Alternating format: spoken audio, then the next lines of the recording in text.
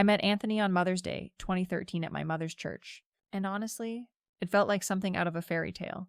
There I was in my best Sunday dress, the pale blue one that made my eyes pop, helping Mama serve coffee and cookies after the service like I did every week. Anthony was visiting with his aunt, and when he walked up to the refreshment table, I swear the whole room got a little brighter. He had this warm smile and these kind eyes, and when he complimented Mama's famous chocolate chip cookies, I knew he was different from the usual guys I'd been dating. We talked for almost an hour that day, right there in the church fellowship hall, with the smell of coffee and the sound of gentle conversation all around us. He told me about his job at the insurance company, how he'd just moved to town, and how much he missed having a real church home. I found myself hanging on every word, and when he asked if he could take me to dinner that week, I felt like I was floating on air. This was it. This was the man I'd been praying for, the one who would appreciate what a good, church-going woman I was. Those first few months of dating were absolutely perfect. Anthony was everything I'd ever wanted in a man: respectful, consistent, financially stable, and serious about his faith. We went to dinner at nice restaurants, took long walks in the park, and he always had me home at a reasonable hour. He met Mama properly, brought her flowers, and even helped her fix a wobbly table leg without being asked. I could see in her eyes that she approved, and that meant everything to me. Sure, there were a few times during those early months when things got a little messy, like that night at my apartment when I'd had a particularly rough day at work, dealing with impossible parents and ungrateful students. I'd opened a bottle of wine to unwind, and by the time Anthony came over for dinner, I was feeling pretty relaxed, maybe a little too relaxed, because I apparently got a bit emotional about some silly thing and ended up crying on his shoulder about how hard everything was. He seemed concerned, kept asking if I was okay. But honestly, everyone has those kinds of nights sometimes. It's called being human. Anthony had this way of making everything seem like such a big deal when really it was just normal life stuff. Work stress, you know. Teaching is incredibly demanding, and sometimes you need something to help you decompress. But he'd get this worried look on his face whenever I had more than one glass of wine with dinner, like I was doing something scandalous. I tried to explain that this was just how adults handled stress, but he never seemed to fully get it. After about a year and a half together, Anthony started bringing up his concerns more directly. He said he'd noticed I seemed to drink more when I was upset, and maybe I should talk to someone about healthier ways to cope. The way he said it was so gentle and caring, but also kind of insulting if you really thought about it. Like I was some kind of problem that needed fixing instead of just a normal person dealing with normal pressures. But I loved him, and I could see how much he loved me. So I decided to show him just how committed I was to being the woman he deserved. I found a therapist and started going to AA meetings, even though I felt pretty out of place there with people who had real problems. Still, I wanted Anthony to see that I was serious about our future together, that I was willing to do whatever it took to make our relationship work. The meetings were actually kind of interesting, listening to other people's stories, though most of them were dealing with way more serious issues than anything I'd ever experienced. I participated, shared when they asked me to, and gradually started to feel like maybe I had been using alcohol as a crutch more than I'd realized. Anthony was so supportive, even coming to some of the meetings with me, and I could see how proud he was of the work I was putting in. By the time Anthony proposed in early 2016, I'd been sober for over a year and felt like a completely new person. The proposal was everything I dreamed of. He took me back to that same church where we'd met. Got down on one knee right there in the fellowship hall after a Wednesday night service, with Mama and half the congregation watching. The ring was beautiful, and when I said yes, everyone burst into applause. It was like something out of a movie. Planning our wedding was the happiest time of my life. Mama was in her element, helping me pick out flowers and menu items, and Anthony was so involved in every detail. We had the ceremony at Mama's church that spring, with the sanctuary full of flowers and everyone we cared about watching us exchange vows. When Anthony looked into my eyes and promised to love me in sickness and in health, for better or worse, I knew we were going to make it through anything life threw at us. Our first year of marriage was absolutely magical. We settled into this beautiful rhythm of domestic life, cooking dinner together, watching movies on the couch, hosting friends for game nights. Anthony was so attentive and thoughtful, always bringing me little surprises or suggesting fun, weekend activities. I felt like I'd finally found my place in the world, like everything had fallen into the perfect pattern it was supposed to be in.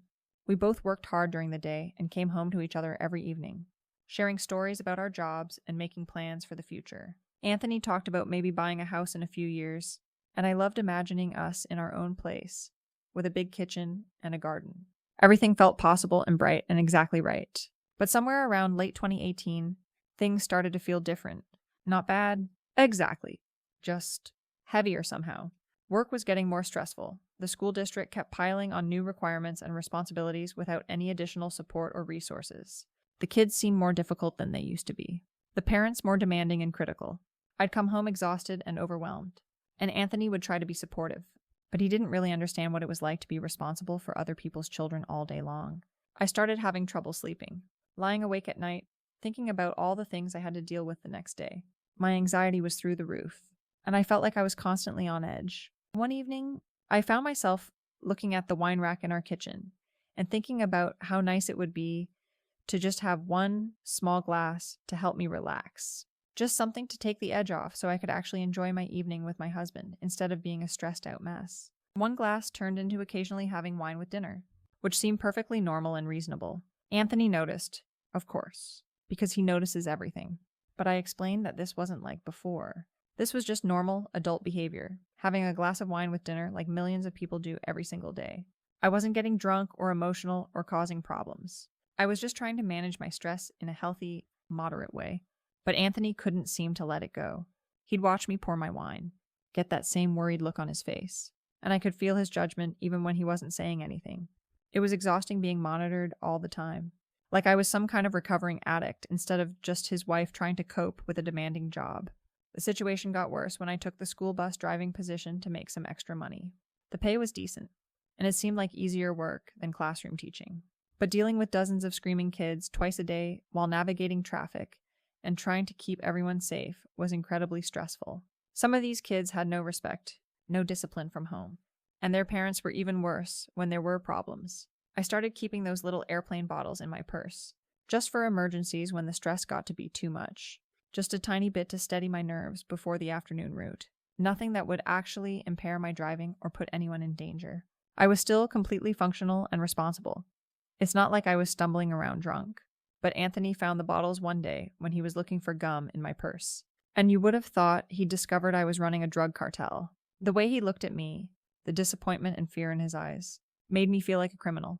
He started asking all these questions about how long I'd been drinking during work, whether I was putting the kids at risk, acting like I was some kind of monster instead of just a person dealing with an incredibly stressful situation in the best way I knew how. When I tried to explain that I wasn't actually drunk, that it was just a tiny amount to help me stay calm and focused, he said I was imagining things if I thought he couldn't smell alcohol on my breath. That hurt so much. Him acting like I was lying or delusional when I was just trying to do my job and take care of our family's financial needs. Anthony gave me an ultimatum then. Either quit the bus job and start going back to AA meetings, or he was done with our marriage. The way he said it was so cold and final, like he'd already made up his mind and was just waiting for an excuse to leave. It felt like emotional blackmail, honestly, but I loved him and didn't want to lose him. So I quit the job and started attending meetings again.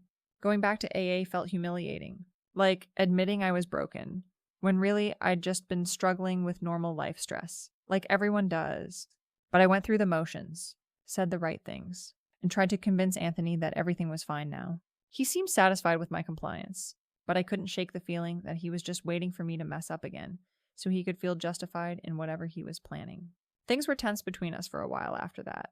Anthony was hypervigilant about everything I did, and I felt like I was walking on eggshells in my own home. Then one Saturday in August, I had a minor car accident coming home from running errands. Nothing serious, just a little fender bender in a parking lot. But Anthony acted like it was proof that I was out of control and dangerous. I tried to explain that accidents happen to everyone, that I'd just been distracted and misjudged the distance to the other car. But he kept asking if I'd been drinking. The suspicion in his voice was so hurtful. Here I was, his wife, and he automatically assumed the worst about me, instead of just accepting that sometimes these things happen. The worst part was Thanksgiving that year. We went to dinner at my friend Sarah's house, and it was such a nice evening with good food and old friends catching up. When Sarah offered wine with dinner, I figured one glass on a holiday with friends was perfectly reasonable. But Anthony got this tight look on his face and started acting all stiff and uncomfortable. Finally, I pulled him aside and said, "Babe, you're being kind of stiff. Can you not embarrass me tonight?" I just wanted him to relax and enjoy the evening instead of making everyone feel awkward with his disapproval. When he kept giving me looks, I reminded him, "It's one glass. It's a holiday. Relax." But he couldn't let it go. And the whole evening was ruined by his attitude.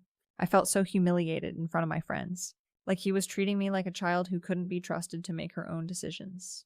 These were people I'd known since high school, and here was my husband acting like I was some kind of liability. That Tuesday night after Thanksgiving, everything just hit me at once. I was in the shower, letting the hot water run over me, and I started crying about how trapped and controlled I felt.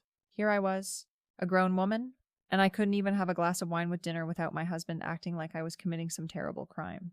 Anthony heard me crying and knocked on the bathroom door, asking if I was okay, but how could I explain that he was the problem? That his constant monitoring and judgment were making me feel like a prisoner in my own life. I told him I was fine, just tired. But really I was drowning in the realization that this wasn't the marriage I'd signed up for. A few days later, I was out in the yard and my neighbor Marcus came over to chat.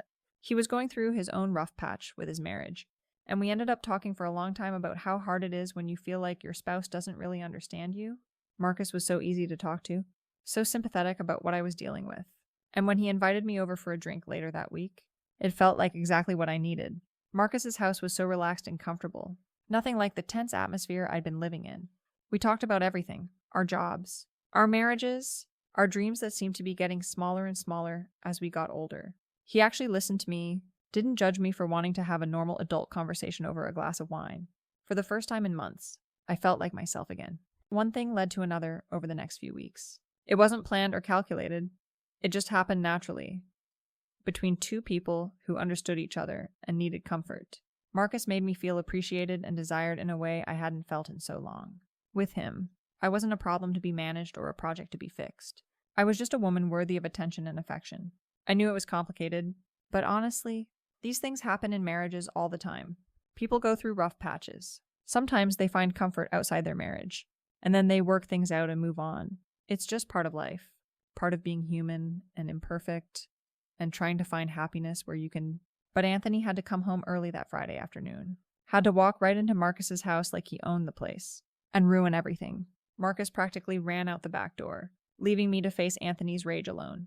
The look on Anthony's face was something I'd never seen before. Pure fury and disgust.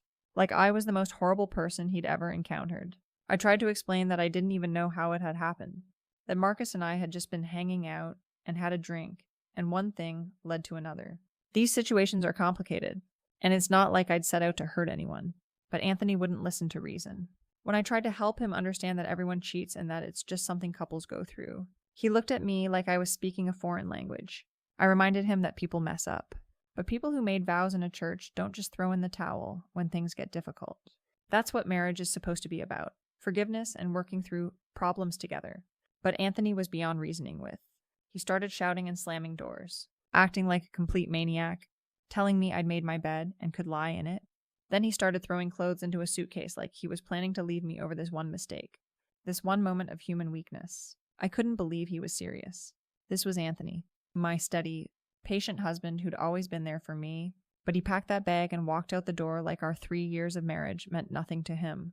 Like all those vows we'd made in front of God and our families were just words he could ignore when things got inconvenient. He went to stay with his cousin Derek, and no matter how many times I called or texted, he wouldn't talk to me. It was like he'd just decided I was dead to him overnight. Then, 2 days later, Derek showed up at the door with divorce papers. 2 days? Like Anthony had been planning this whole thing and was just waiting for an excuse to escape. I couldn't believe this was happening. We were supposed to work through problems together, supposed to honor the commitment we'd made to each other. But apparently, Anthony's version of for better or worse only applied when everything was going his way. The divorce process was a nightmare. Anthony wouldn't even meet with me to discuss things. Everything went through lawyers like we were strangers, instead of people who'd shared a life together. We didn't have kids or much property to fight over, so it went fast. Too fast. I kept thinking he'd come to his senses and realize he was throwing away something precious over one mistake. But he was determined to punish me forever. I got the car and the settlement. He kept his truck, and that was basically it. 3 years of marriage dissolved in under 4 months, like it had never meant anything at all. Anthony moved back to his old apartment and started this whole new life, acting like I never existed. I tried reaching out to him a few times after the divorce was final. I'd drive by Derek's place or leave cards at Anthony's apartment, just trying to remind him of what we'd had together, but he never responded, never acknowledged that I was even trying to fix things between us. Finally, I asked Mama to call him. I thought maybe if he heard from her, remembered what a good family he was throwing away, he might reconsider. Mama called him up and told him, "As long as y'all are both still alive, She's still your wife in God's eyes. But Anthony just told her, I already tried to save her. Miss Dorothy. I nearly drowned doing it. Like I was some kind of burden he'd been carrying, instead of his wife who'd loved him and tried to build a life with him. That was over 2 years ago now. And I'm still trying to understand how everything went so wrong. I'm living in my grandfather's old house now. It's not in the best shape, but it's mine. And I've got my cats for company. Sometimes I see Anthony around town, and he looks good. Really good. Like leaving me was the best thing that ever happened to him. I heard through mutual friends that he's back to going to his men's Bible study, working out regularly, even dating someone new. Meanwhile, I'm here trying to piece my life back together after he destroyed everything we'd built. People in town look at me differently now, like I'm the villain in this story, when really I was just a woman trying to cope with an impossible situation and a husband who couldn't forgive one human mistake. The house gets lonely sometimes, especially late at night when it's just me and the cats and the sound of the old pipes settling. I keep thinking about that first day we met at Mama's church, how perfect everything seemed, how sure I was that Anthony was the answer to all my prayers. Maybe I was wrong about that. Maybe he was never the man I thought he was. But I know one thing for sure. I deserve better than being abandoned the moment I needed grace and forgiveness the most. I deserved a husband who would fight for our marriage instead of running away at the first sign of trouble. And someday, maybe I'll find someone who understands that love isn't about being perfect all the time. It's about standing by each other even when things get messy and complicated and hard. Until then, it's just me and the cats and this old house, trying to make sense of how a love story that started in a church on Mother's Day could end with such loneliness and regret.